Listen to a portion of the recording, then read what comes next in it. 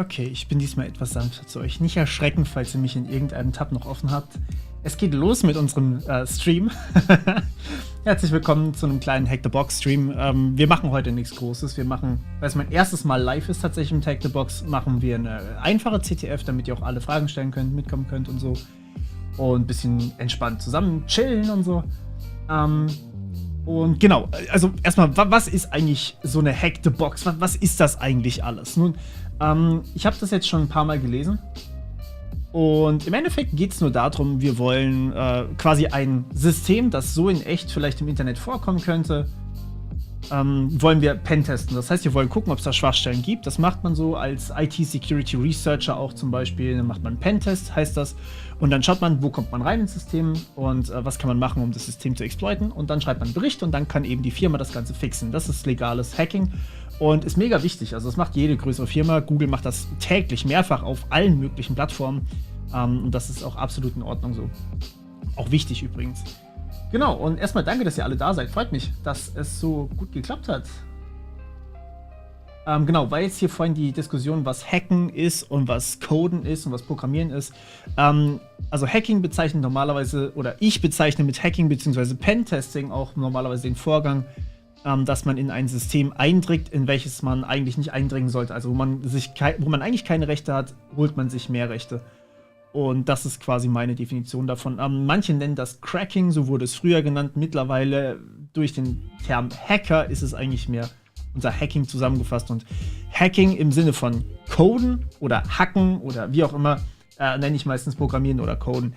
Und natürlich ist Programmieren auch ein Teil des Hackings, aber ja, das nur mal so am Rande. So, das genug als Vorgeplänkel. Genau, warum ihr hier diese Dauerwerbesendung seht und warum ihr, also das ist quasi wegen dem, wegen der Kooperation mit Hack the Box. Ich werde für diesen Stream nicht bezahlt, aber ich will rechtlichen Problemen komplett aus dem Weg gehen, also wundert euch bitte nicht darüber.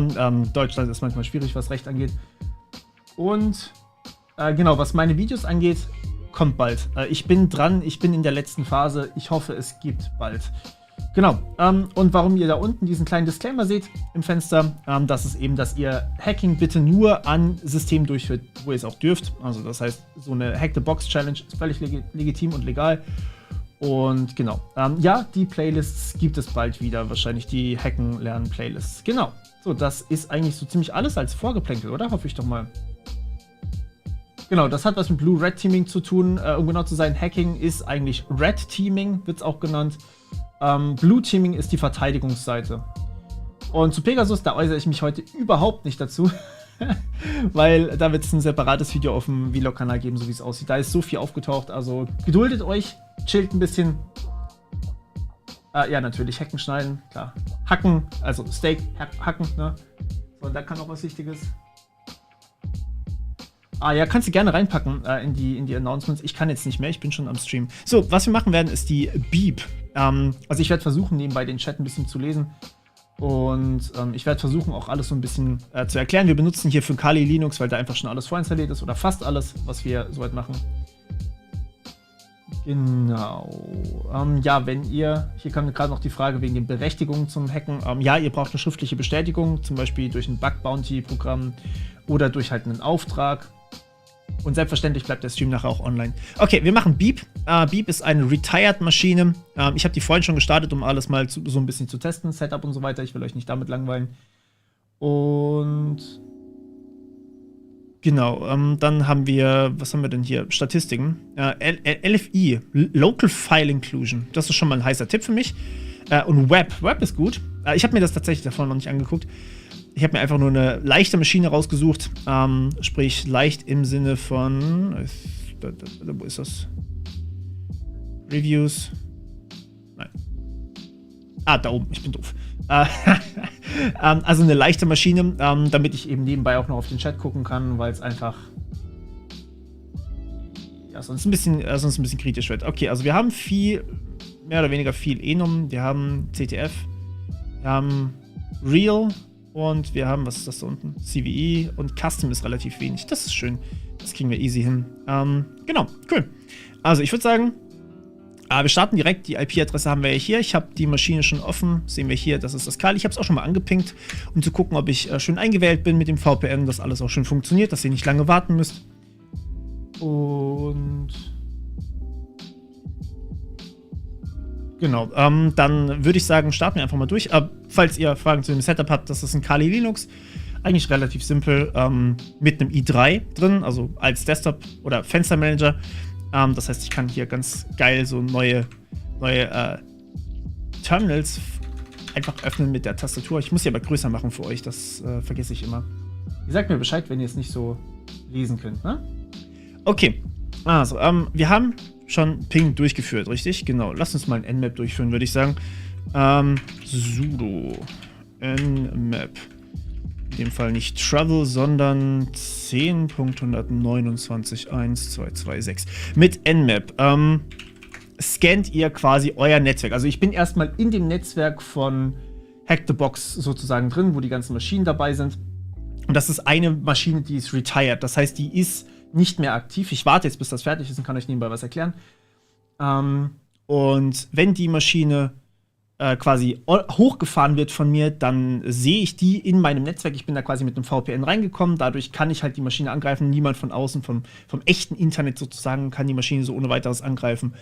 Und ich kann das Ganze dann sozusagen durchführen. Genau, also ja, das ist eigentlich so ziemlich alles. Was Nmap macht, ist, es scannt einfach mal die komplette Maschine durch. Also eine Maschine, müsst ihr euch vorstellen, hat mehrere Schnittstellen, wie ein Server, wie euer PC. Mehrere Schnittstellen im Endeffekt. Die Dinger nennen sich Ports. Könnt ihr gerne mal in meiner Netzwerktechnik-Playlist nachgucken. Da gibt es haufenweise Infos dazu. Und Ports nehmen sozusagen Daten von uns entgegen. Und die ja, genau, richtig. Also Nmap ist tatsächlich ein Hacking-Tool. Wenn ihr das auf irgendeine Webseite, Google oder sowas macht, dann zählt das als bösartig. Das stimmt schon. Und genau, da kriege ich quasi Informationen für alle möglichen Sachen. Also ich hacke damit nichts. Ich sammle erstmal nur Informationen, was ein bisschen dauert. Hier, das heißt, ich habe Zeit für euch beim Chat. Normalerweise schneide ich den Teil immer raus. Ja. Das freut mich, dass das hilft. Nicht wundern, wenn ich so ein bisschen rüber gucke, da steht noch eine fette Kamera vorne dran. Ich habe quasi nur 50% meines zweiten Bildschirms. Ja, das dauert wirklich sehr, sehr lang. Wir können ja zwischenzeitlich schon mal was machen. Ich kann ja schon mal Firefox aufmachen.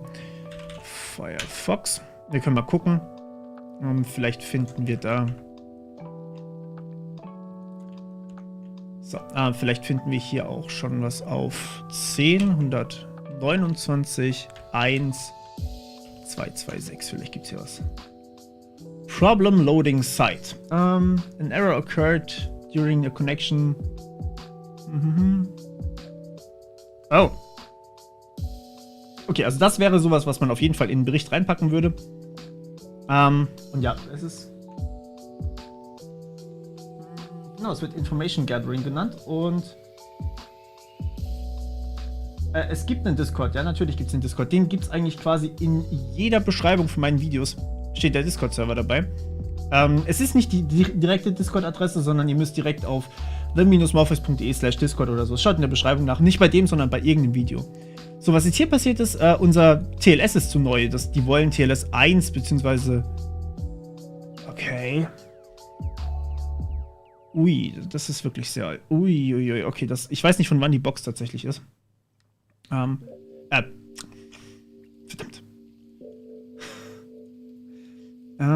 Okay, accept the risk. So, wir wissen, okay, Elastics. Nie gehört. Was ist das? Freedom to communicate. Sorry, ich muss hier mal kurz ranzoomen, damit ihr das auch sehen könnt. Elastics is licensed under GPL. Okay, ich würde sagen, wir lassen einfach mal im Hintergrund ein Derp laufen, damit wir wissen, was da so bei rumkommt. Eigentlich wollte ich hier Steuerung C drücken, Kollege. Derp. Okay, also Derp.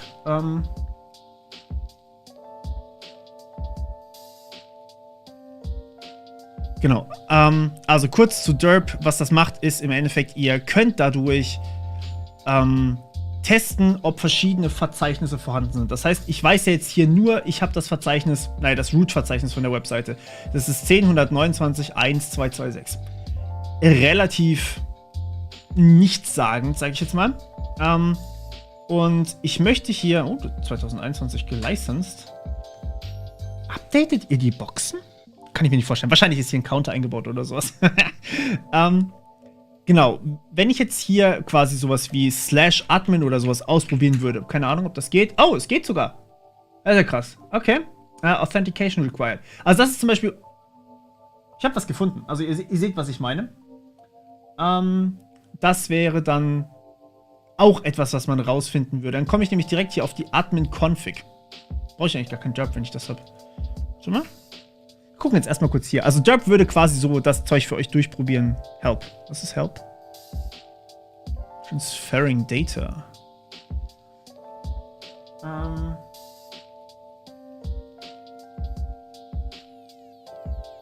Ja, stimmt. Ich hätte verbose machen können, dann sehen wir, wie weit. Ja, genau. Also Derp und GoBuster sind quasi dasselbe. Sie funktionieren nur ein bisschen anders.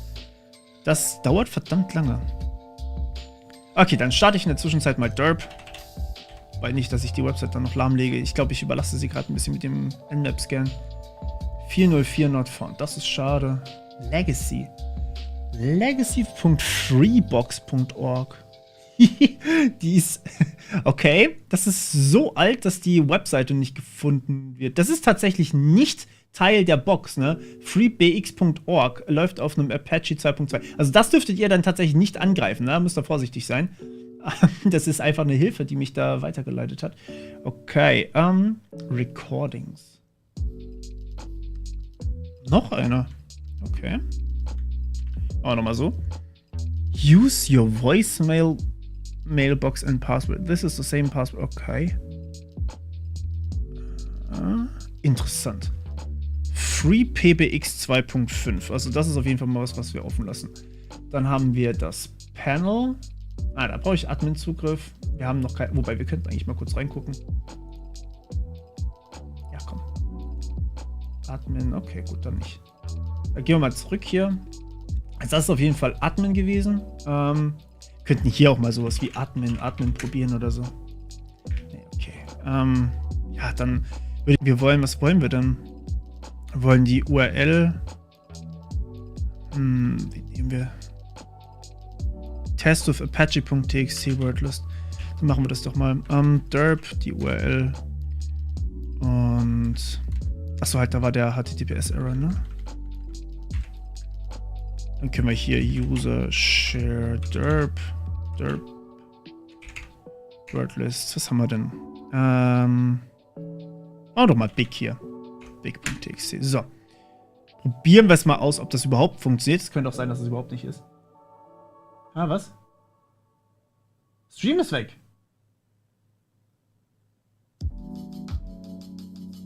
Oh, das ist schlecht. Okay, ich wurde kurz runtergenommen von irgendwelchen Menschen, die mich nicht mögen. Das erklärt schon wieder, was hier passiert ist. Ja, sorry. Das ist ungünstig. Blöd. Weggelaufen. Nee, ich bleib natürlich für euch da. Ich hoffe auch, dass YouTube das nachher erkennt. Was aber auch erklärt, warum ich hier... Ach, wisst ihr was? Wir brechen den Nmap-Scan ab. Das dauert mir zu lange. Ich glaube, ich lasse die Box zu sehr aus. Not stable. Das ist doof. Okay. Ich kann quasi nichts machen. Ja, wenn ich Dirbuster starte, dann... Okay, also wenn ich Dirbuster starte, schlägt mein Internet zu und ich kann nichts mehr machen. Kann ich noch? Okay, ich habe noch Internet. Das ist doch schon mal was. Super, das heißt, ich kann meine zwei besten Tools nicht benutzen. Also Nmap und Dirbuster. Weil ich am Stream bin. Das überlege ich mir noch. Okay, jetzt mal weiter. Dann probieren wir es mal mit GoBuster. GoBuster. Habe ich das installiert? Habe ich nicht installiert. Ja, ich würde es gerne installieren. Vielen Dank. Probieren wir das doch mal. Vielleicht geht ja das GoBuster.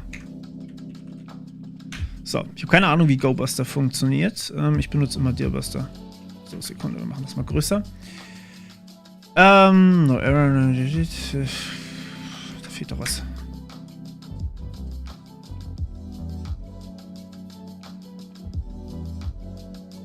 Machen wir hier minus help. Ach, das ist das. Wow. Okay, dann probieren wir es einfach mal so, wie ich das erwarten würde. Wir packen die URL rein und dann sagen wir User Share Wordlist dirp. Seid ihr noch da? Okay, gut. Okay, sehr, sehr gut. Ja, erhöhte Schwierigkeit. Also wir machen quasi alles auf schwer, obwohl es eine leichte Box ist. Big. Error.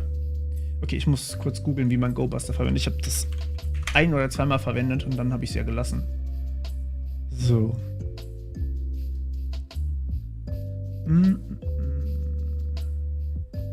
Der Mode Operations. Was macht der? Bin verwirrt. The Classic. Ach so, ich muss einen Modus angeben. Das kann mehr als nur das. Sweet. Das kann DNS, das kann dir, das kann S3-Buckets. Oh. Hey, cool. Ich lerne hier direkt was Neues. Ja gut, dann nehmen wir doch mal dir. Also GoBuster dir. HTTPS, dann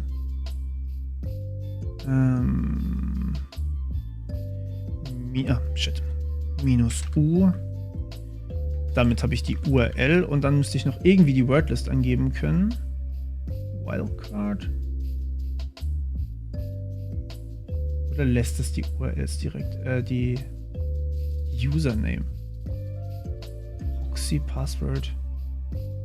No TLS Validation, das ist auch gut. Probieren wir es mal so. Keine Ahnung. Required Flags Wordlist. Okay, da hätte ich drauf kommen können. Ja, -W. Okay. Also -W. Error. Invalid Certificate. Dann machen wir eben genau dieses Minus. Wo habe ich das jetzt gehabt? Irgendwas mit No TLS -K. -K ist es. So, gucken wir mal. Das funktioniert. Wunderbar. Kannst du die VM nicht auf Vollbild schalten? Das ist eine gute Frage. Kann ich die VM auf Vollbild schalten? Fullscreen. Ja, kann ich. Danke. Noch ein guter Tipp von euch? GoBuster der URL. Ja, genau. Cool. Also, das wird ein bisschen dauern, nehme ich an. Ach shit, jetzt habe ich da oben dieses hässliche. Was ist das? Mach das weg. So, jetzt sehe ich halt meinen Browser nicht mehr, ne? Ist halt super nervig. Okay. Also, gucken wir mal hier weiter. Haben wir hier noch irgendwas? Wir haben. Genau, was macht GoBuster? Genau, also es brute force quasi aus meiner Liste an möglichen Verzeichnissen. Ich kann das ganz kurz mal zeigen. Und zwar, wenn ich hier. Hallo? Sorry, mein Rechner ist auch ein bisschen ausgelastet durch das ganze Zeug jetzt hier, was nebenbei auf ist. Und zwar, wenn ich mal User Share. Nicht die Seglists bitte, sondern dirp / big.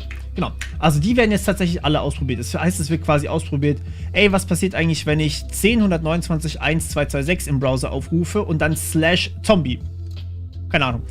Oder in dem Fall, ich glaube, /Configs hat es geladen. Also zum Beispiel quasi hier einfach /Configs. Kriegen wir hier quasi. Sollte das so sein?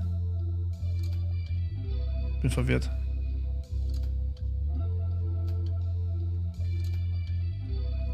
Das ist so weiß und so hell. Ja, ich glaube, das sollte nicht so sein. Auf jeden Fall genau das macht das Ding. Also es brute force quasi alles.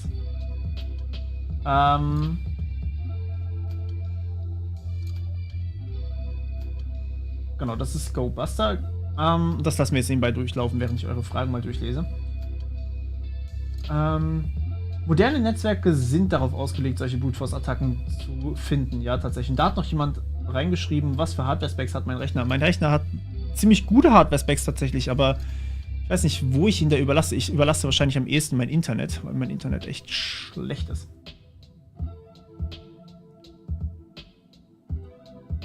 Cool. Oh, Images. Images ist immer gut. Images gefällt mir. Was gibt's jetzt? Oh. Okay, also amp.png, Application Link, asterisk.bmp. Wine, Calendar, Close, Elastics, BMP, E-Mail, PNG. Was läuft denn da alles drauf? Ja, um Himmels Willen.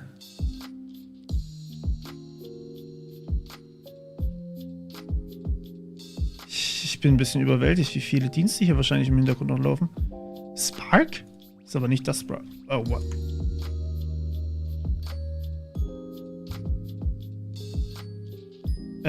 Hello Mary, can you please send me the latest version of the product back? No problem. Das ist weird.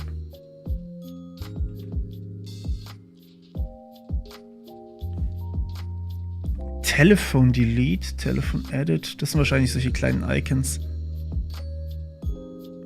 User Go, User Info.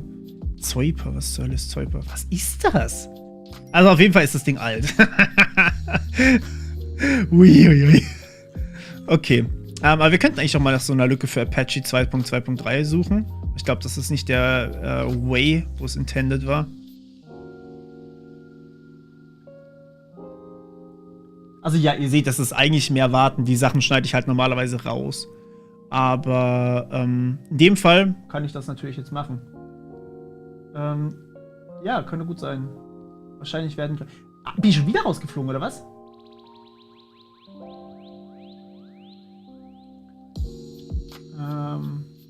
Ja, stimmt schon. Fail to ban ist auf jeden Fall wahrscheinlich dabei. Nee, geheime CIA-Docs werden wir hier nicht liegen. Wie gesagt, das ist eine Hack the Box Machine. Ihr könnt gerne mal hier reingucken. Das ist die Box. Also die kann jeder machen, der hier angemeldet ist. Und gut, ich glaube, dafür muss man VIP sein. So, Static. Also ich könnte eigentlich mal hier durchscrollen, was ich hier alles habe. Die Robots, die habe ich ganz vergessen. Der lenkt mich ab. Robots.txt. Okay, das hat nicht viel gebracht. Recordings, da waren wir, glaube ich, vorhin schon drauf. Was ist das? Panel.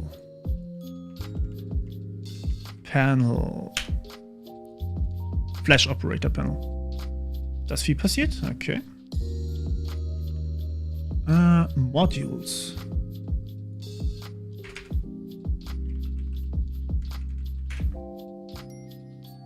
Das ist wieder hier.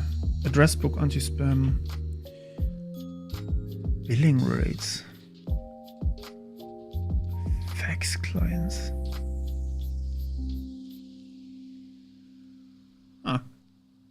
Irgendwie laden die Verzeichnisse nur leider nicht. Aber ich könnte mal einfach so auf das hier zugreifen. Not found. Schade. Sec Rules, Shutdown, Send, Fax. Okay, ja, gut. Mail. Was haben wir denn hier noch so? Ohne Nmap-Scan fühle ich mich ein bisschen nackt, muss ich zugeben. Was haben wir denn? Was ist das? V-Tiger CRM. Was ist das? Das kenne ich nicht. Das habe ich noch nie gehört. Oh. V-Tiger CRM. Gibt's hier irgendwas Cooles? Ey, wir haben eine Versionsnummer, das ist gut. Das ist sehr gut. 2004 bis 2021 Privacy Policy gab es damals schon. The Honest Open Source CRM. Oh je, darf ich jetzt Source Code lesen? Admin. Schade. Kannst du mal probieren. Okay, machen wir es mal so. Dann mache ich den hier mal wieder zu. Den brauchen wir nicht. Ist ein bisschen breiter. Gut, was machen wir dann? Habt ihr Fragen bisher? Ich bin noch da. Sehr gut. Das ist schön.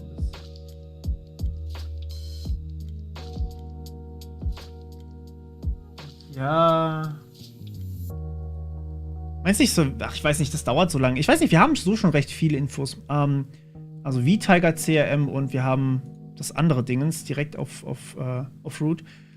Eigentlich könnte ich jetzt doch hier mal nach einem. Ich meine, so ein Ding ist doch echt. Search exploiten wir doch mal einfach. Was habe ich hier?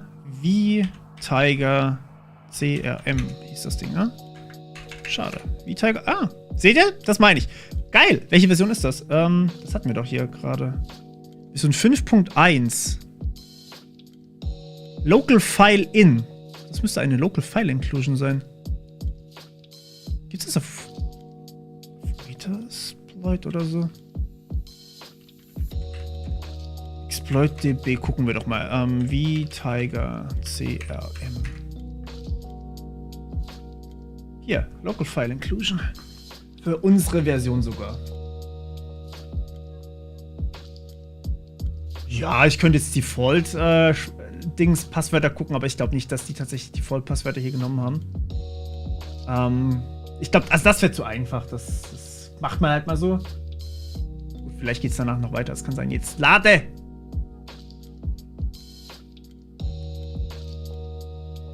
Zum Glück haben wir so schöne Musik.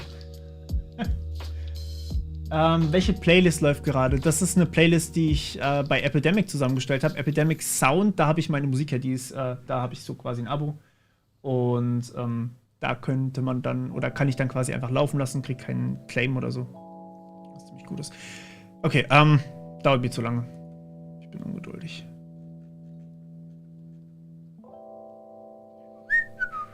Okay, gucken wir doch nochmal nach. Ich sagte, gucken wir doch nochmal nach. Wie ist die? Shit, was war die URL? 10.129, genau das.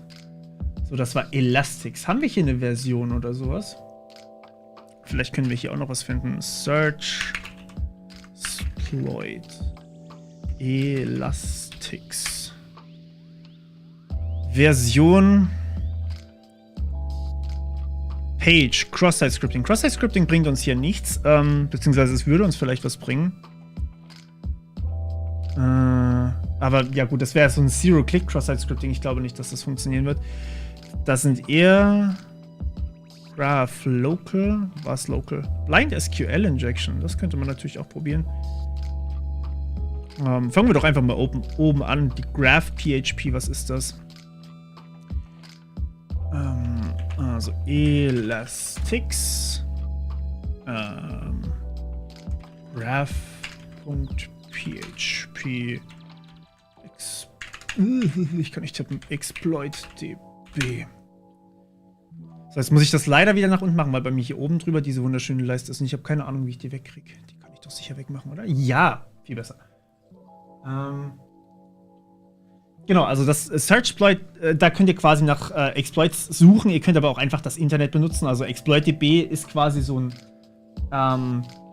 Anbieter, wo alles verzeichnet ist. Hier zum Beispiel. Also das ist jetzt der Exploit, der hier als PHP Web Apps 37637.pl steht. Das findet man auch übers Internet. Also einfach googeln nach ExploitDB und dann irgendwas mit Elastics. Und dann vielleicht, wenn ihr habt, noch die Versionsnummer. Dann ist es, genau.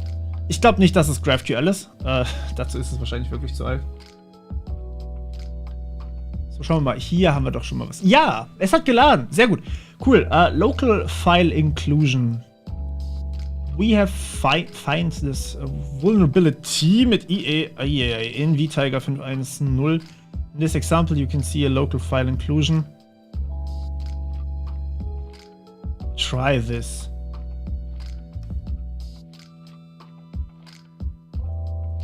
So, einen Link ausprobieren? Okay. Der einfach dann Local File Inclusion ist. Localhost ist es allerdings nicht. Das wäre in unserem Fall die 10.129.1.226. Oh, wow.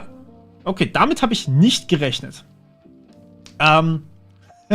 Okay, also wir haben offensichtlich was gefunden. Gut, ja, geil. Das heißt, ich habe hier... Machen wir mal hier die Source, dann ist es schöner. So ist es schöner aufgezeichnet. Jetzt nehme ich auch gleich die Zeilennummern. Ja, also wir haben hier quasi die Parswd-File gesehen. Was haben wir denn hier? Fanis Asterisk. Ah, das ist ein...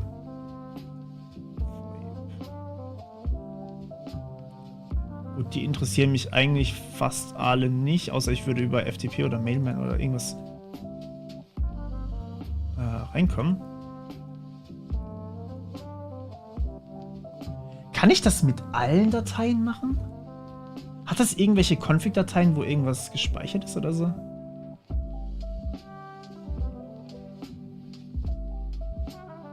Was ist das hier? Ah, das hat jetzt auch fertig geladen.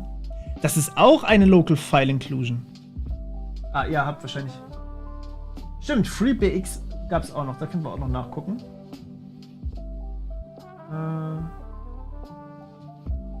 Okay, also, gucken wir mal. Ah, das ist auch über vTiger. Ah, schau mal an hier. Also, das ist jetzt eigentlich eine Schwachstelle in Elastics, aber Elastics scheint irgendwie immer diese vTiger CRM zu benutzen. Current Language, AMP Portal. Gucken wir doch mal, was hier passiert. Wobei, vielleicht mache ich das in einem neuen Tab auf. Ja, okay, so wird es nicht gehen. Das da.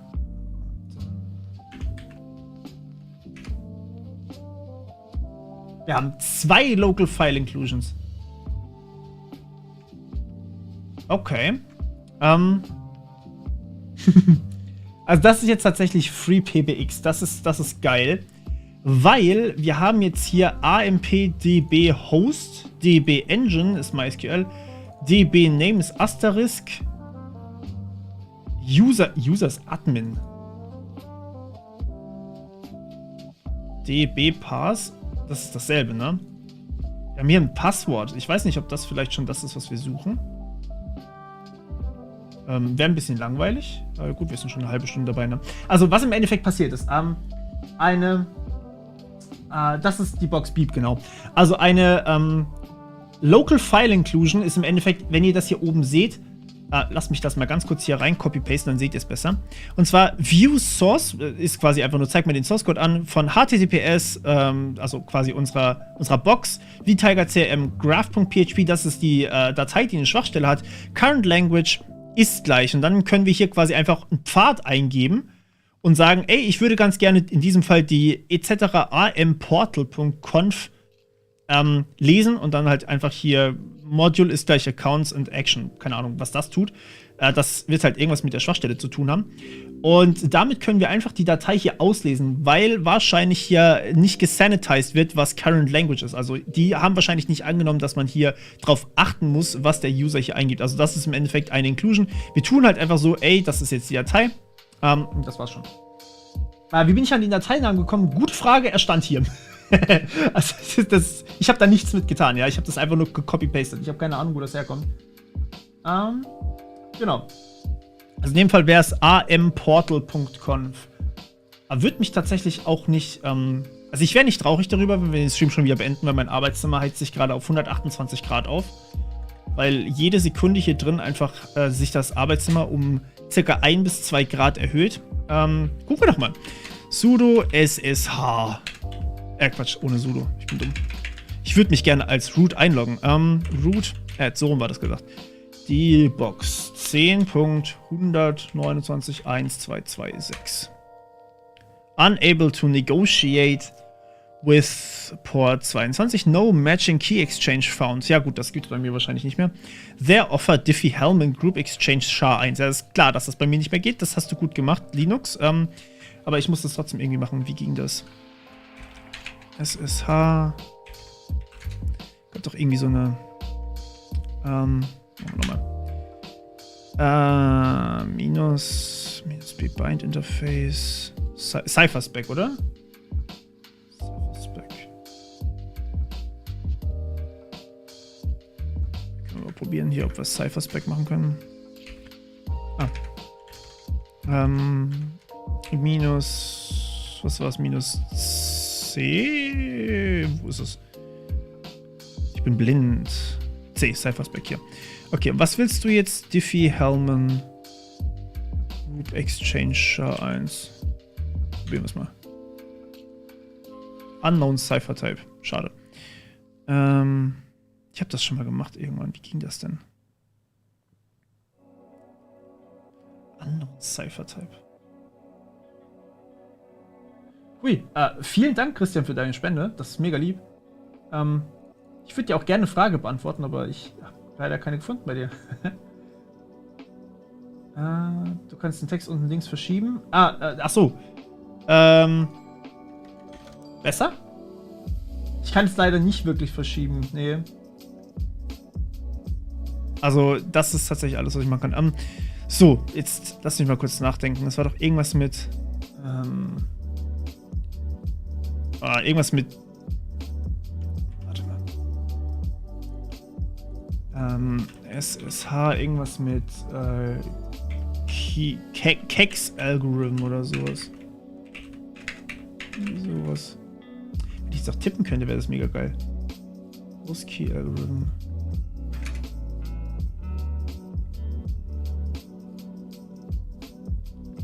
Oh. Ah ja, hier genau. Minus O Kex Algorithm ist gleich, genau den hätte ich gerne. So, dann heißt das, wir machen hier kein Minus C, sondern ein Minus O Kex Algorithms ist gleich Diffie-Hellman Group Exchange SHA-1 und dann müsste das doch eigentlich funktionieren. Yes! Yes! Das wollen wir, genau. Yes, wir wollen. Ah, Passwort. Sekunde. So, probieren wir das mal. Ich habe keine Ahnung, ob das klappen könnte, aber es könnte funktionieren.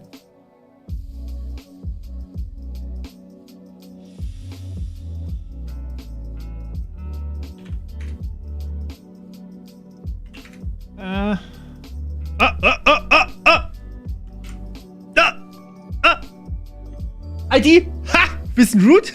Okay, das ist geil. Wir sind einfach direkt als Root reingekommen. Das ist nice. Dann können wir jetzt hier eigentlich direkt die... Ja gut, wir sollten zuerst die User auslesen, oder? Gibt's da in Home User oder so? Gibt's da irgendwas? Fanis. Das wäre dann die user.txt. Das ist die Flag tatsächlich. Wir haben es tatsächlich schon gelöst. Also das sollte die Flag sein. Submit Flag. Input Flag. Ja. Okay, das war dumm. Sekunde, ich bin gleich wieder da. Weil bei mir Copy-Paste nicht funktioniert, muss ich mal ganz kurz was ändern.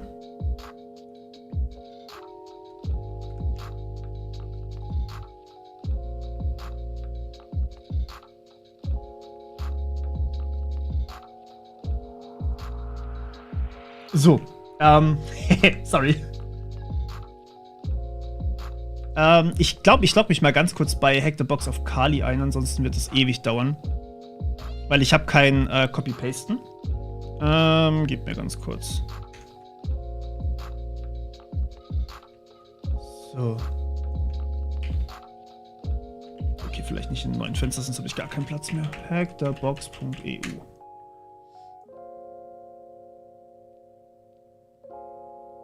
So.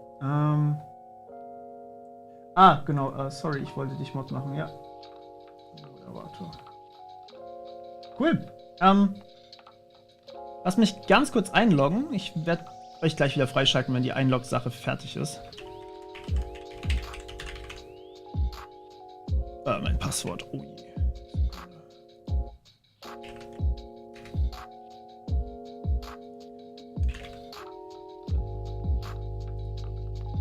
Um Gottes Willen, warum habe ich denn hier 3 Konten?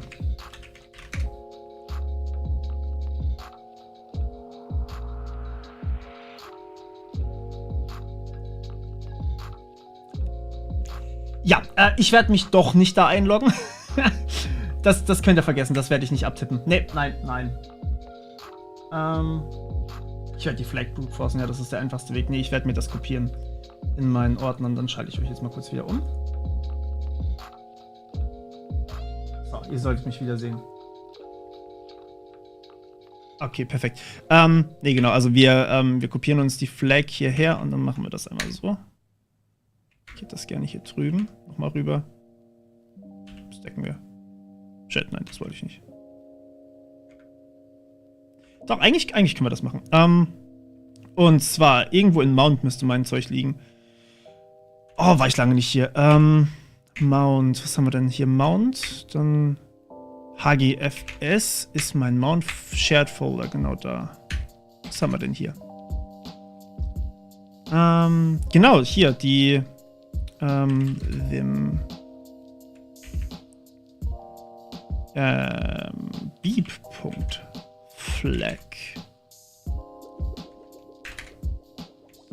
So, das ist die erste Flag. Ups. Und wir gehen mal durch. Wo ist das zweite? Jetzt holen wir uns noch kurz die Root Flag. Root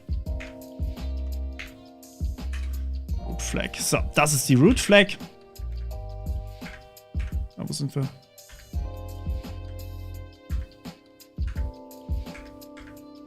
Ich bin verwirrt. Da ist es. Nein, da ist es. So. Okay, jetzt müssen wir mal hier kurz gucken.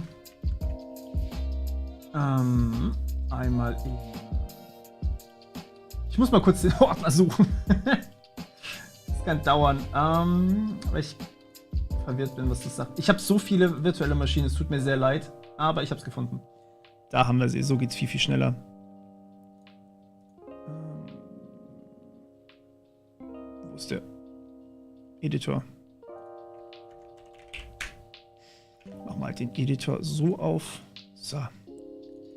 Okay, das müsste jetzt die normale Flag sein. Und das Schwierigste war, die Flag auf meinen Rechner zu bekommen. Ich muss unbedingt das Copy-Paste hinkriegen. Yay! Wuhu! Das war die erste Flag. Jetzt kommt doch die System-Flag direkt hinterher.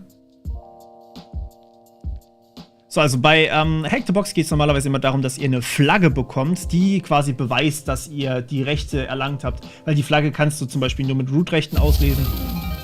Und in dem Fall kommt sogar ein kleiner Belohnungston. Wow, war das schön. Wunderschön. Cool. Ja, also ich würde jetzt tatsächlich noch ein bisschen eure Fragen beantworten, wenn ihr wollt. Dazu mal wieder meinen Face groß machen. Dann kann ich nämlich auch den Chat hier rüberholen. Euch besser lesen. Flag Brute Force ist beste Idee, das finde ich auch. Einfach retired, easy boxen. Ja, das ist richtig. Das ist mein erstes Mal Livestream, okay? Weil ich eben nebenbei noch auf den... Genau, richtig. Weil ich eben sonst nicht richtig auf den Chat achten kann. Das ist ein bisschen schade. Ich versuche schon nebenbei zu lesen und zu sprechen, was auch ein bisschen schwierig ist. Genau, also... ja, ich verwende die VMware Workstation. Nicht den Player, sondern die normale Version. Notepad++ war da, das ist richtig. Ja, es war schon ein bisschen einfach, muss ich sagen. Ich weiß nicht wieso. Wir hätten es auch wahrscheinlich was anderes machen können. Derp ist genau dasselbe wie GoBuster im Endeffekt. Und ja, wahrscheinlich wird es nächstes Mal ein bisschen was Schwieriges werden. Das kommt immer drauf an, was ihr da habt. Also ich meine, ich bin mir nicht mal sicher, ob das jetzt tatsächlich so sein sollte, dass wir das so schnell gelöst haben. Aber das ist auf jeden Fall cool. Wenn die Seiten, die man nutzt, zu 40% Hack the Box und 50% THM bestehen und der Rest YouTube, hat man ein vernünftiges Leben. Das darfst du mir sagen. Wenn es deine Freizeit ist und du deine Freizeit so gestaltest, wie du möchtest, dann warum nicht? Ich meine, es ist deine Zeit. Noch eine Runde diesmal schwerer? Nee. Ich gehe hier gerade ein. Es hat ja einfach... Ich habe kein Thermometer hier drin, aber es hat... Letztes Mal, als ich nicht gestreamt habe, sondern einfach nur ein Webinar hatte, was eine Stunde ging, und da hatte ich keine Beleuchtung oder irgendwas an, da war es hier drin danach 5 Grad wärmer als drüben. Und drüben hat das 28 Grad. Also, ungern, meine Freunde. GoBuster ist quasi genau dasselbe wie Dearbuster in dem Fall gewesen. Und die CIA, ich glaube nicht, dass die alle Flags haben. Außer die Leute haben es privat gemacht. Und ja, ich habe Instagram, aber ich kriege da so viele Nachrichten, da werde ich wahrscheinlich nicht antworten, weil es einfach unfassbar fies ist. Schreibt mir lieber auf Discord, beziehungsweise schreibt generell der Community auf Discord. Das macht mehr Sinn. Und ja, Sauna ist tatsächlich, weil ich muss gleich nachher duschen gehen. Was Neues zu Reverse Engineering, vielleicht auch APKs oder so. Kann ich mir mal auf den Zettel schreiben. Ich habe aktuell halt die Data Science Sachen. Und ja, Derp ist auch illegal, wenn gerade die Frage kommt. Ihr dürft nichts von den Tools verwenden, wenn ihr es nicht mit Erlaubnis benutzen wollt. Frostpunk. Frost. Eis. Ja, im Winter kann ich mal ein bisschen länger streamen. Dann werde ich euch vielleicht mal ein offenes Fenster oder so zumuten. Dann kann man das echt machen. Was Anspruchsvolles bei HTB. Wie wär's mit Rope? Rope 2 war das, glaube ich, oder?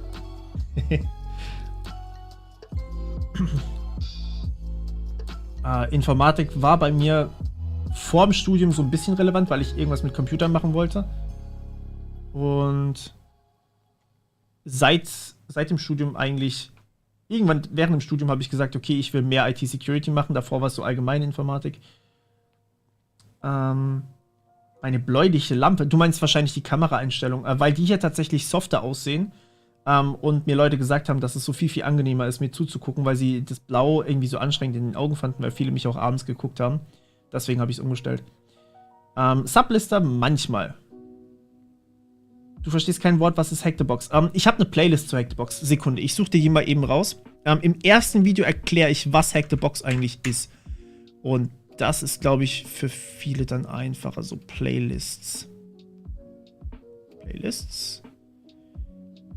Videos, die ich mag. Oh ja, da ist gute Musik dabei. Gib mir ganz kurz. Wo ist es? Wo ist meine Hack the Box Playlist nicht hier? Nein. Jetzt weiß ich, warum die niemand findet. Ich kümmere mich gleich drum. Aber nach dem Stream. Ich schicke dir trotzdem gleich den Link raus. Alles easy.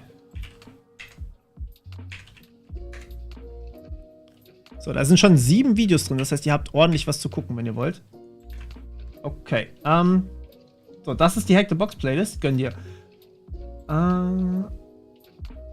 So. Will ich mal Battlegrounds machen?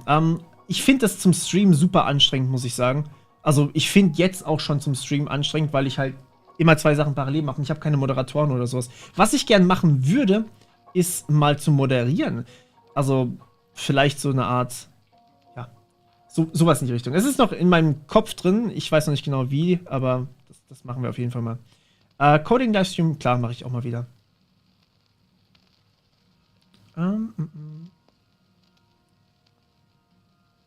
Jetzt sieht man den blauen Screen in meiner Brille gespiegelt. Das kann gut sein, ja. Davor hat man ihn aber auch gesehen. Und ja, ist schon vorbei. Wir haben schon die Flag gefunden. Vue.js ist auch geplant. Ja, ihr findet wahrscheinlich relativ viele Sachen, die bei mir geplant sind. Aber ja. Virtuelle Maschine, die neuer ist, habe ich auch schon gemacht. Also wie gesagt, in den Videos sind auch neuere virtuelle Maschinen drin. Genau. Ich habe Mods, ja, vielen Dank. Ja, ich weiß, dass ich Mods habe. Ich meinte eher Leute, die mir quasi aufs Ohr flüstern, wenn eine Frage reinkommt. Sorry, das war falsch formuliert. Natürlich habe ich euch. Ihr seid unfassbar wertvoll. Ohne euch wird das Ganze hier sowieso nicht laufen. Was wäre jetzt der Fehler dieses Administrators? Genau, als Administrator, dadurch, dass es halt eine Local File Inclusion war und die eigentlich auf einer alten Version basiert hat, wenn ihr merkt, ich habe eine Version, die irgendwie eine Schwachstelle beinhaltet, dann müsst ihr das sofort patchen als Administrator. In dem Fall hat man einfach eine 10 Jahre alte Version oder sowas gehabt und die ist natürlich nicht mehr sicher. Da wird irgendwas gefunden sein, das heißt, er hätte stattdessen patchen müssen. Und das müsst ihr eigentlich bei allen Systemen machen, also in dem Fall waren es ja mehrere Sachen wahrscheinlich. Die kenne ich nicht, aber Darknet Diaries, also quasi Geschichten aus dem Darknet, habe ich tatsächlich ein paar aufgeschrieben, mal, die ich als Video machen wollte. Ihr müsst es so wissen. Das Problem an der Sache mit dem Vlog-Kanal ist, die Videos sind wahnsinnig aufwendig. Und wenn ich auf dem Hauptkanal, also auf dem Kanal hier, auf dem Tutorials-Kanal, auch noch irgendwie, momentan mache ich ja 5 Videos in der Woche oder halt 4 Videos, einen Livestream, wie heute jetzt eben. Wenn ich das auch machen möchte, dann habe ich nur begrenzt viel Zeit und ich habe ja auch noch andere Sachen. Ich bin ja Dozent bei Hochschulen, habe nebenbei Schulungen, die ich mache und da müsst ihr wissen, so ein Video auf dem Vlog-Kanal frisst bei mir ungefähr so 1 bis 2 volle 8-Stunden-Tage. Dementsprechend kann ich da nicht jede Woche 2 Videos oder 3 oder noch mehr Videos rausbringen und deswegen ist es immer so eine Sache mit, ja, genau, dass ich halt einfach nicht alles machen kann. So, Far Cry 6 Trojaner, der kam doch schon. Das Headset, das ist ein Logitech G935 oder so. Artemis heißt das. Das mit dem ins Ohr flüstern kannst du machen, wenn du willst. Ja, es kommen aber trotzdem recht viele Fragen. Also wir können mal drüber reden, wie ich das Ganze hier optimieren kann. Vielleicht kann man da was Geiles machen. Wie gesagt, ich fange ja erst wieder richtig an mit Stream. Ich mache das ja jetzt momentan so alle 1 bis 2 Wochen oder sowas auf den verschiedenen Kanälen, die ich habe. Also ich streame hier, ich streame auf dem Vlog-Kanal, ich streame auf Twitch und je nachdem, wie ich halt Zeit habe, ist es mal Donnerstag, mal Freitag, mal irgendwann anders.